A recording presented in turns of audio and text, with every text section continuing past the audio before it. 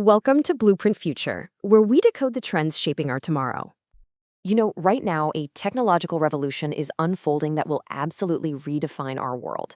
It's on track to create wealth on a scale we've never seen before, but it also threatens to flip the very idea of work and society on its head.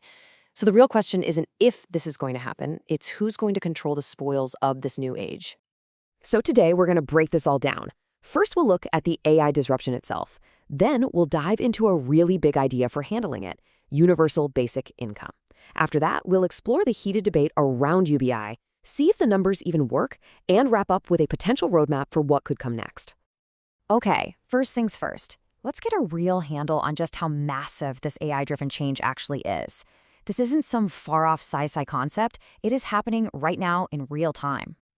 And we're already seeing the proof. A recent study on professional writing tasks found that using AI cut the time it took to get the job done by a whopping 40%. And get this, the quality of the work actually went up by 18%. That's not just a small bump, that is a gigantic leap in productivity. And it's not just for creative work either. Another study showed customer support agents, when they got AI assistance, became 14% more productive. You can see how this is already changing the game in real-world jobs. For decades, economists have been scratching their heads over this thing called the productivity paradox. Big tech leaps just weren't showing up in the economic numbers. Robert Solow famously said this back in the 80s about computers. So the billion-dollar question today is this time different? All the signs are pointing to yes. It really looks like AI is finally the technology that breaks that paradox wide open. So, if AI is creating all this new wealth, but it's also poised to disrupt millions of jobs, how do we make sure everyone benefits? Well, that brings us to a major solution being pushed by the very people building this technology: universal basic income. So, what exactly is UBI? Let's get a clear definition. Universal basic income is basically a system where every single citizen gets a regular, no-strings-attached payment from the government. It's not based on how much you earn, it's universal. The whole idea is to create a financial floor for everyone, separating basic survival from having a traditional job. Now, the vision coming out of Silicon Valley from people like OpenAI's Sam Altman is incredibly bold. He talks about this recursive loop of innovation. Basically, AI's helping us build even smarter AIs. He believes this is going to accelerate so fast, creating so much abundance, that we can easily fund a really robust UBI for everybody. But as you can probably guess, this super optimistic vision is not universally accepted. In fact, there's a powerful counter-narrative that's emerged, and it seriously questions the real motives behind this whole proposal. So which is it? A panacea for society's ills or just a pacifier? On one hand, the promise is compelling: share the AI wealth and give everyone a safety net. But the critique is just as sharp. It suggests UBI is a clever way for tech elites to quiet down criticism of their massive profits, to get a kind of social license for their tech to be everywhere, and ultimately to keep control.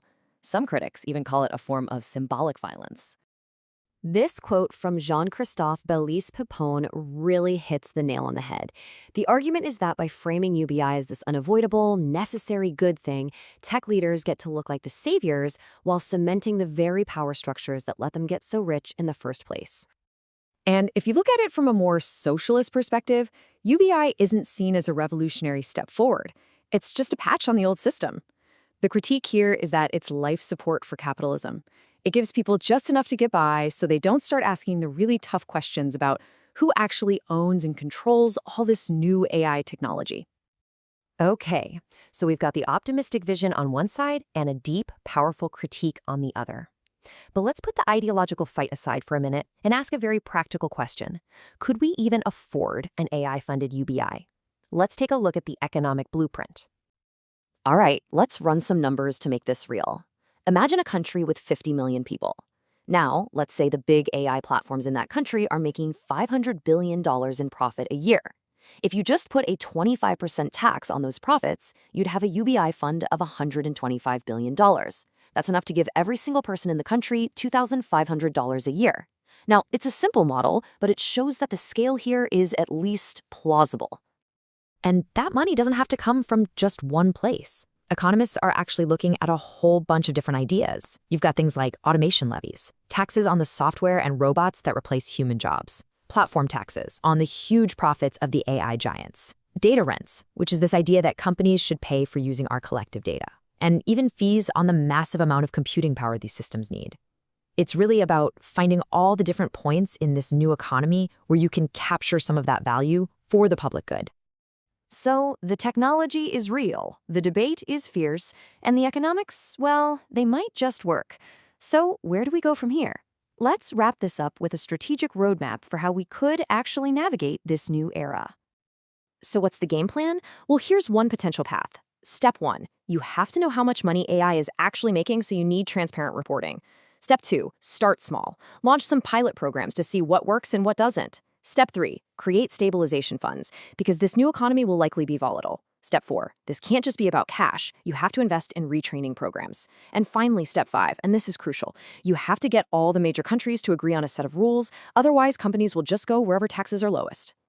Look, the AI revolution is happening. It's inevitable. The big questions are no longer technical. They're political. They're about us. With all of this unprecedented wealth about to be created, what kind of future are we actually going to choose to build? That's the real question. For more critical insights into our shared tomorrow, make sure you subscribe to Blueprint Future. We'll see you next time.